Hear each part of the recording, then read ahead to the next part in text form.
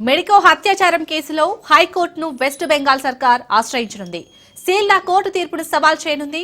దోషికి మరణశిక్ష విధించాలని వాదించనుంది. హత్యాచారం కేసులో నిందితుడికి సీల్డా కోర్టు యావజ్జీవ శిక్ష విధించింది. దీనిపై సీఎం మమతా బెనర్జీ అసంతృప్తి వ్యక్తం చేశారు. దీంతో మళ్లీ హైకోర్టుకు ఆశ్రయించనుంది బెంగాల్ సర్కార్.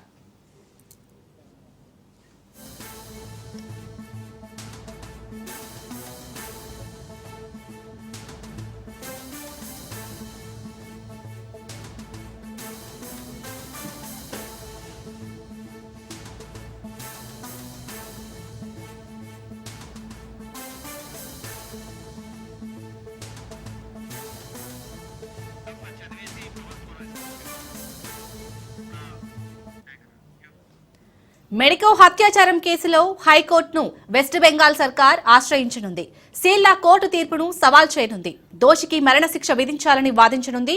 హత్యాచారం కేసులో నిందితుడికి సీల్డా కోర్టు యావజ్జీవ శిక్ష విధించింది. దీనిపై సీఎం మమతా బెనర్జీ అసంతృప్తి వ్యక్తం చేశారు. దీంతో మళ్లీ హైకోర్టును ఆశ్రయించనుంది బెంగాల్ సర్కార్. దీనిపై పూర్తి డీటెయిల్స్ మా ప్రతినిధి పవన్ అందిస్తారు. పవన్, సీల్డా కోర్టు తీర్పును అప్పీల్ చేసింది గవర్నమెంట్. ఎందుకంటే బెంగాల్ సర్కారు ఉరి శిక్ష వేయాలంటూ కూడా హైకోర్టు కూడా అప్రోచ్ అయింది. ఎందుకంటే ఆ మెడికల్ కాలేజీ జూనియర్ డాక్టర్ ని హత్య కేసులో ఇప్పటికే అన్ని కీలకమైన సాక్ష్యాధారాలు కూడా సేకరించారు. అయితే దీనిపైన సీల్డా కోర్టు సంబంధించి చూస్తే మాత్రం వాదనలు కూడా కొనసాగాయి. వాదనలు కొనసాగిన నేపథ్యంలో నిన్న జీవిత ఖైదీ విధిస్తూ కూడా ఖరారు చేసింది.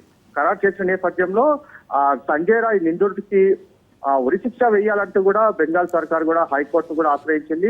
దీనిపైన హైకోర్టులో కూడా వాదనలు కొనసాగుతాయి. వాదనలు కొనసాగిన నేపథ్యంలో హైకోర్టు మన యొక్క తీర్పును ఏ విధంగా చూస్తుందనేది మాత్రము వేచి చూడాల్సిన పరిస్థితి కనిపిస్తుంది. ఎందుకంటే యావత్ ప్రపంచమంతా కూడా సంజయ్ రాయ్కి సంబంధించి ఉరి శిక్ష వేయాలంటూ కూడా ప్రధానంగా డిమాండ్ వ్యక్తం చేస్తున్న తరుణంలో కానీ నిన్న కోర్టు జీవిత ఖైదీ కూడా విధించింది. జీవిత ఖైదీ విధించిన నేపథ్యంలో తల్లిదండ్రులు కావచ్చు, ఇతర మెడికల్ సంబంధించిన విద్యార్థులంతా కూడా కొంత అసంతృప్తి వ్యక్తం చేశారు.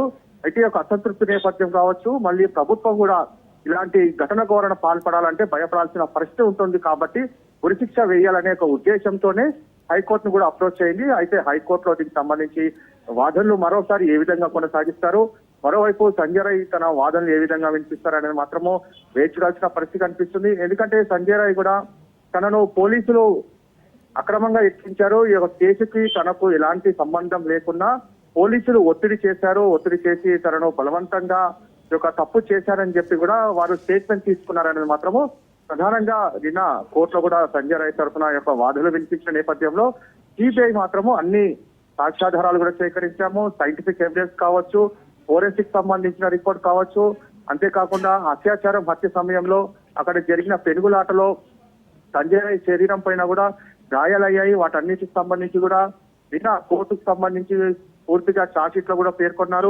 అదే ఛార్జ్ షీట్ సంబంధించి మరోసారి హైకోర్టు కూడా దీనికి సంబంధించి నివేదిక ఇవ్వనున్నారు. దాని తర్వాత వాదనలు కొనసాగిన దాని తర్వాత కోర్టు మాత్రము ఎలాంటి డిసిషన్ తీసుకుంటుంది అనేది మాత్రం చాలా ఉత్కంఠంగా కనిపిస్తుంది. Right, thank you Pawan.